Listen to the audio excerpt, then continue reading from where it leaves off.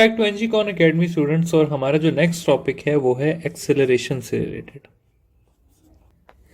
काफ़ी easy topic है, काफ़ी लोगों को आता भी होगा। इसमें थोड़ी सी चीज़ें एक्स्ट्रा जो ऐड करनी है वो मैं इंशाल्लाह कर दूंगा। तो एक्सेलरेशन क्या होता है? एक्सेलरेशन होती है हमारे पास rate of change of velocity. ठीक है, तो rate of change of velocity mathematically इसे कैसा लिखा जाता है? इसे इस तरह लिखा जाता है कि acceleration is equal to delta v divided by t. या इसे ऐसे भी लिखा जा सकता है कि final velocity minus initial velocity divided by time. अच्छा, अगर बात की जाए एक्सेलरेशन की, तो एक्सेलरेशन जो है वो हमारे पास एक वेक्टर क्वांटिटी है। यूनिट जो है वो इसका मीटर पर सेकंड स्क्वायर है, एसआई। डायमेंशन। और अगर हम एक्सेलरेशन की टाइप्स के बारे में बात करें तो एक्सेलरेशन को ब्रॉडली दो टाइप्स में क्लासिफाई किया जाता है। ठीक है, एक को हम कह देते हैं पॉजिटिव एक्सेलरेशन और दूसरी को हम कह देते हैं negative acceleration.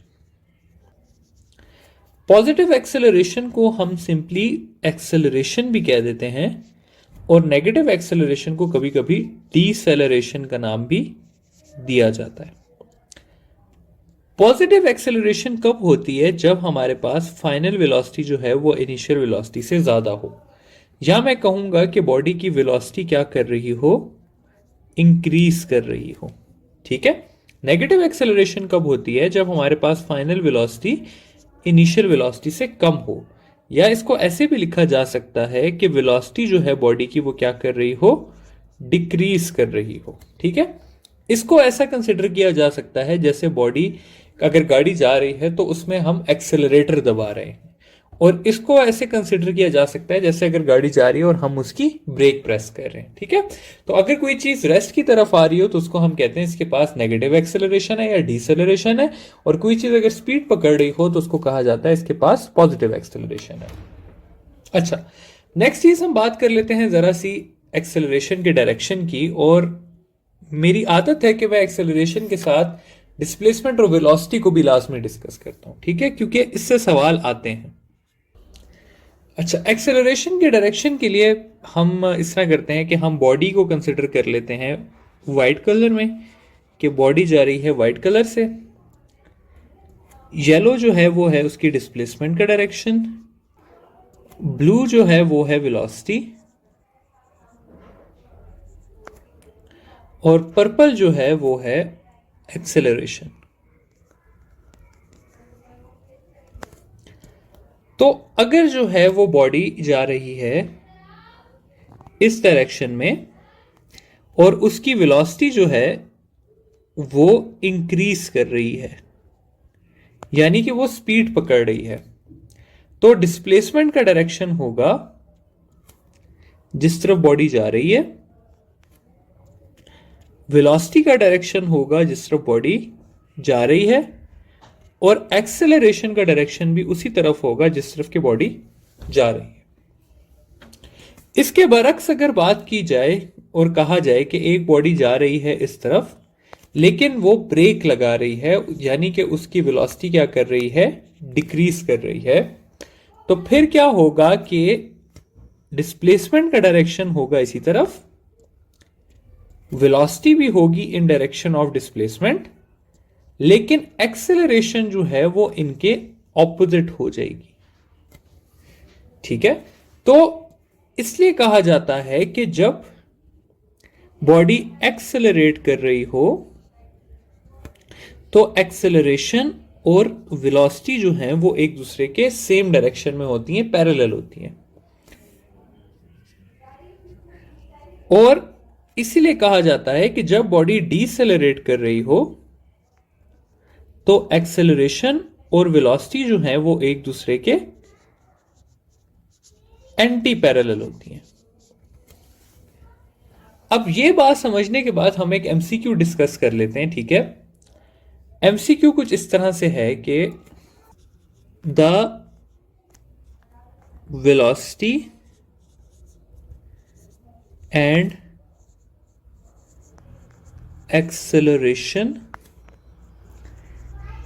can be, A option है पैरेलल, बी ऑप्शन है एंटी पैरेलल, सी ऑप्शन है परपेंडिकुलर, डी ऑप्शन है बोथ ए एंड बी, और आखिरी ऑप्शन है ऑल ऑफ दिस। तो बारी बारी एक एक ऑप्शन को डिस्कस करते हैं। सबसे पहले पैरेलल वाली बात देखते हैं। तो हमें पता है कि अगर एक बॉडी की वेलोसिटी इंक्रीज हो रही हो तो क्या होता है कि वेलोसिटी जिस डायरेक्शन में होती है एक्सेलरेशन भी उसी डायरेक्शन में होती है, यानी कि दोनों क्या होते हैं, पैरेलल होते हैं। दूसरे ऑप्शन को अगर डिस्कस किया जाए तो दूसरे ऑप्शन में यह है कि अगर बॉडी की वेलोसिटी डिक्रीज हो रही हो तो वेलोसिटी और एक्सेलरेशन एक दूसरे के ऑपोजिट हो जाते हैं। अब इस हिसाब से हमारे पास both A and B correct हो जाता। लेकिन एक और थोड़ा सा कॉन्सेप्ट है कि जब बॉडी सर्कल में घूम रही हो तो किसी भी पॉइंट पे अगर मैं उसकी वेलोसिटी लूं, ये फॉर एग्जांपल उसकी वेलोसिटी है, तो उसकी जो सेंट्रीपिटल एक्सेलरेशन है उसके और वेलोसिटी के बीच में एंगल कितना बनेगा, 90 डिग्री बनेगा। यानी कि ये दोनों एक दूसरे के क्या हुए, परपेंडिकुलर हुए। तो इसलिए कहा जाता है कि इस सवाल का करेक्ट आंसर है हमारे पास ऑल ऑफ दिस। ठीक है, कैसे? अगर वेलोसिटी इंक्रीज कर रही होगी तो दोनों पैरेलल होंगे, अगर डिक्रीज कर रही होगी तो एंटी पैरेलल, और अगर बॉडी सर्कल में घूम रही होगी तो परपेंडिकुलर। इसके बाद मैं एक और चीज आप लोगों से डिस्कस करना चाहता हूं, वो है आपके पास डायरेक्शन इन वर्टिकल मोशन।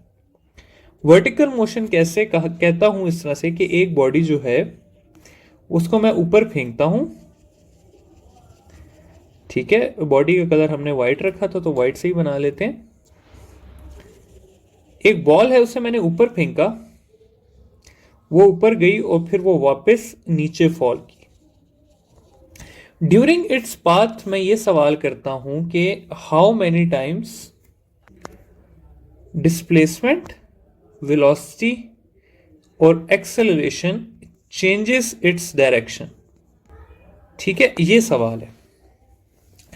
अब पहले हम कंसिडर करते हैं कि बॉडी ऊपर की तरफ जा रही है। अगर बॉडी ऊपर की तरफ जा रही है तो डिस्प्लेसमेंट इसकी किस तरफ होगी, डिस्प्लेसमेंट इसकी होगी ऊपर की तरफ। अगर बॉडी ऊपर की तरफ जा रही है तो वेलोसिटी भी उसकी किस तरफ होगी, ऊपर की तरफ। लेकिन अगर हम देखें तो ऊपर जाते हुए बॉडी की वेलोसिटी इंक्रीज होती है या डिक्रीज होती है, तो बॉडी की वेलोसिटी क्या होती है, डिक्रीज होती है। इसलिए एक्सेलरेशन और वेलोसिटी का आपस में क्या डायरेक्शन हो जाएगा, ऑपोजिट। तो डिस्प्लेसमेंट और वेलोसिटी ऊपर की तरफ डायरेक्टेड है, जबकि एक्सेलरेशन जो है वो नीचे की तरफ डायरेक्टेड है। फिर जब बॉडी नीचे आ रही होगी तो नीचे आने वाली बॉडी की डिस्प्लेसमेंट नीचे की तरफ, उसकी वेलोसिटी नीचे की तरफ, और अब नीचे आते हुए क्योंकि उसकी वेलोसिटी इंक्रीज कर रही है तो वेलोसिटी और एक्सेलरेशन के बीच में एंगल 0 डिग्री, तो एक्सेलरेशन भी नीचे की तरफ। अब हम देखते हैं हमारे सवाल में क्या पूछा गया था। हमारे सवाल में पूछा गया था कि how many times displacement, velocity and acceleration changes its direction. तो इसका आंसर करते हैं हम। सबसे पहली चीज है how many times displacement changes. तो डिस्प्लेसमेंट ऊपर जाते हुए अपवर्ड डायरेक्टेड थी और नीचे आते हुए डाउनवर्ड, तो उसने अपना डायरेक्शन कितनी बार चेंज किया, 1 टाइम। फिर वेलोसिटी की बात करें तो वेलोसिटी भी ऊपर जाते हुए ऊपर डायरेक्टेड थी और नीचे आते हुए नीचे, तो इसने अपना डायरेक्शन कितनी बार चेंज किया, 1 टाइम। जबकि अगर हम एक्सेलरेशन की बात करें तो एक्सेलरेशन ऊपर जाते हुए भी नीचे की तरफ थी और नीचे आते हुए भी नीचे की तरफ थी, तो इसलिए एक्सेलरेशन ने कितनी बार अपना डायरेक्शन चेंज किया, 0 टाइम्स। ठीक है, तो इस वजह से ये एक आता है सवाल, इसलिए मैंने कहा आप लोगों को करा दूं।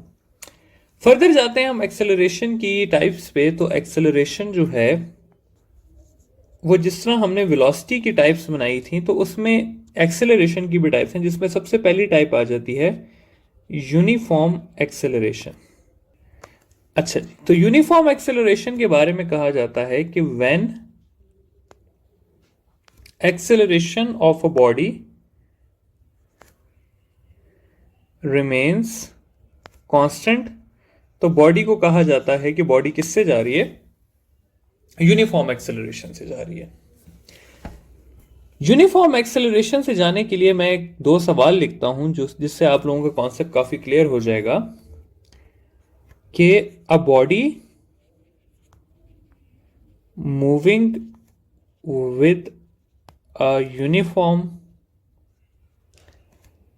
एक्सेलरेशन हैव,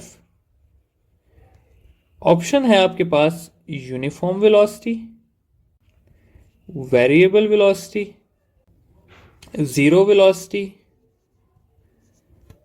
या डी यूनिफॉर्मली वेरिएबल वेलोसिटी। आपने इसमें से बेस्ट ऑप्शन सिलेक्ट करना है, ठीक है। तो इसका जो करेक्ट आंसर है वो है ये कि यूनिफॉर्मली वेरिएबल वेलोसिटी। अब मुझे काफी बार इसका आंसर मिला है यूनिफॉर्म वेलोसिटी, ये वाला। देखिए स्टूडेंट्स, जो बच्चा सोच रहा है कि यूनिफॉर्म वेलोसिटी, तो यूनिफॉर्म वेलोसिटी में एक्सेलरेशन जीरो होती है, ठीक है। ये जीरो एक्सेलरेशन नहीं है, ये यूनिफॉर्म एक्सेलरेशन का पूछा गया। यूनिफॉर्म एक्सेलरेशन का मतलब क्या होता है? यूनिफॉर्म एक्सेलरेशन का ये मतलब होता है कि एक बॉडी जो है वो स्टार्ट हुई है जीरो से, जीरो से वो 10 में गई है, 10 से 20 पे गई है, 20 से 30 पे गई है। जीरो से 10 पे जाने में उसे 2 सेकंड्स लगे, 10 से 20 में जाने पे उसे 2 सेकंड्स लगे, और 20 से 30 पे जाने में भी उसे 2 सेकंड्स लगे। तो अगर मैं फर्स्ट इंटरवल की एक्सेलरेशन निकालूं तो वो होगी 10 माइनस 0 डिवाइडेड बाई 2, सेकेंड की होगी 20 माइनस 10 डिवाइडेड बाई 2, थर्ड की होगी 30 माइनस 20 डिवाइडेड बाई 2, और हर एक का आंसर आपको मिलेगा 5 मीटर पर सेकंड स्क्वायर। इसका भी मिलेगा 5 मीटर पर सेकंड स्क्वायर, और इसका भी मिलेगा 5 मीटर पर सेकंड स्क्वायर। तो यहां पर अगर आप देखें तो यहां पर वेलोसिटी कांस्टेंट नहीं है, लेकिन वेलोसिटी यूनिफॉर्मली इंक्रीज कर रही है, यानी कि हर 2 सेकंड के बाद 10 का इंक्रीज आ रहा है। तो इसको कहा जाता है यूनिफॉर्म एक्सेलरेशन। अच्छा, यूनिफॉर्म एक्सेलरेशन के बारे में एक और सवाल आता है कि यूनिफॉर्म एक्सेलरेशन की फोर्स कैसी होती है? यूनिफॉर्म एक्सेलरेशन की फोर्स कैसे होती है? जीरो होती है, वेरिएबल होती है, या यूनिफॉर्म होती है? तो यूनिफॉर्म एक्सेलरेशन के लिए हमें यूनिफॉर्म फोर्स की जरूरत होती है, ठीक है। तो अगेन दो जो कॉमन चीजें इससे पूछी जाती हैं कि यूनिफॉर्म एक्सेलरेशन की वेलोसिटी कैसी होती है, तो वो यूनिफॉर्मली वेरिएबल होती है, और यूनिफॉर्म एक्सेलरेशन में फोर्स कैसी होती है, तो फोर्स यूनिफॉर्म होती है, ठीक है। आई होप कि ये कॉन्सेप्ट क्लियर हो गया होगा। आगे जाते हैं वेरिएबल एक्सेलरेशन पे, तो वो करना अब आप लोगों के लिए कदरन आसान होगा। तो वेरिएबल एक्सेलरेशन को डिस्कस कर लेते हैं। वेरिएबल एक्सेलरेशन क्या है कि when acceleration of a body is changing, तो उसको कहा जाता है वेरिएबल एक्सेलरेशन। अगेन एक सवाल से करते हैं इसको कि when a body is moving with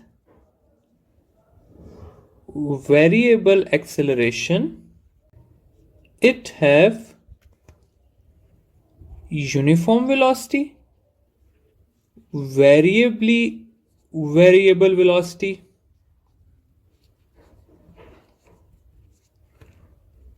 uniformly variable velocity, या जीरो वेलोसिटी।